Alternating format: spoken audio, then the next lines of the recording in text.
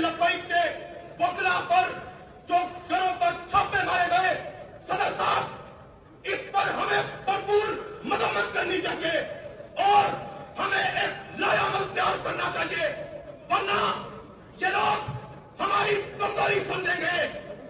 कुछ दिन पहले पाकिस्तान के टीवी चैनल पर इजरायली पार्लियामेंट के बराह रास्त खिताब दिखाए गए।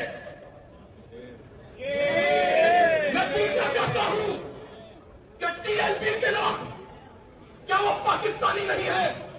आप उनसे सवाल पूछ सकते थे कि वहां पे तो अमन होने जा रहा है, तुम लोग इख्तिलाफ के लिए क्यों निकले हो? उनका मौक़िफ़ सामने आता कि वो बताते कि हमने कितनी बार, गालिबन मियां मोहसिन मेरी बात को सेकंड करेंगे, कि 3 से 4 बार पहले भी फलस्तीन के मौजू पर तहरीक लब्बैक पहले भी इत्तेजाजी रैलियां निकाल चुकी है। हम नहीं मानते, जुल्म के ये ज़ाब्ते हम नहीं मानते।